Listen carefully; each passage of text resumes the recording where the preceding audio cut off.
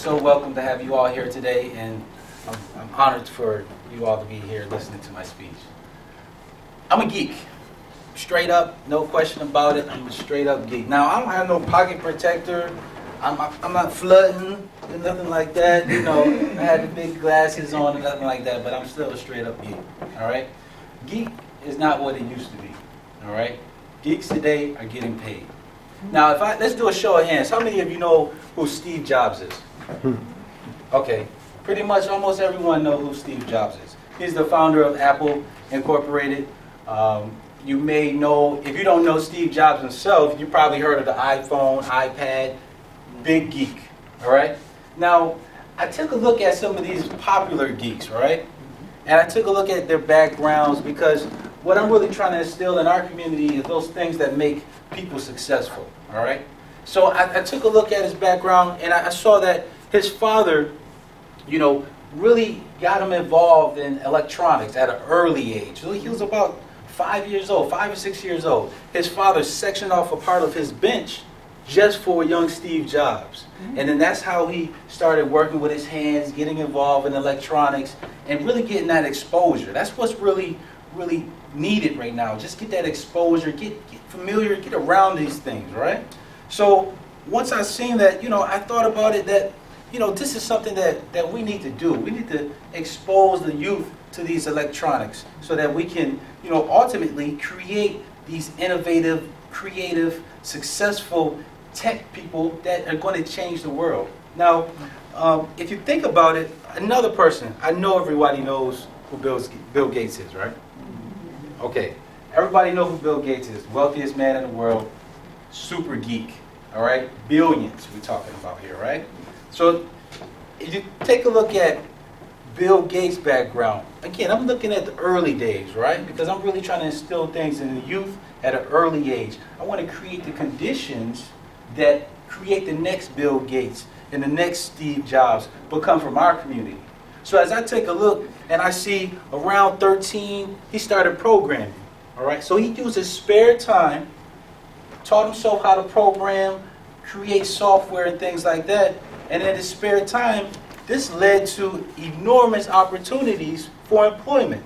So he started selling these programs. Oh, he's still in high school. He's making thousands of dollars. Now, I don't know any high school student today that wouldn't want to make $1,000. I don't know anybody at this table would want to make $1,000, right? So if you take a look at that, again, the key thing is the spare time. Now, both of these individuals have some things in common. They are geeks, right?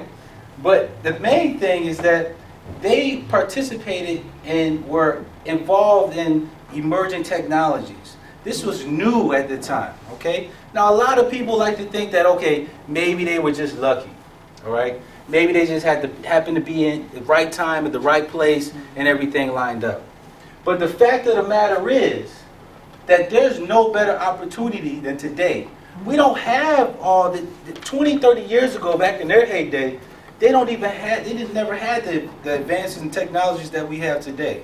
So there's so many entry points into technology today, and there's no better time to take advantage of this. Now, there's no other time to really have access to education and knowledge.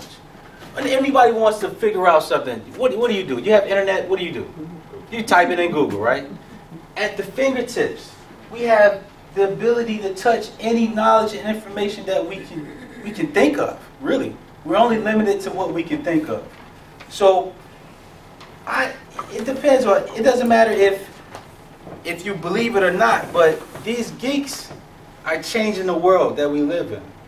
They're changing the world that, whether it's work or play.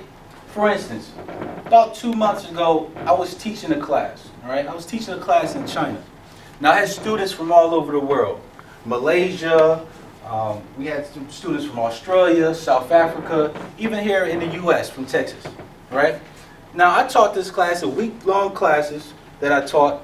I taught it in a wife beater and some shorts from my basement, okay? I had to go anywhere, doing this across the internet.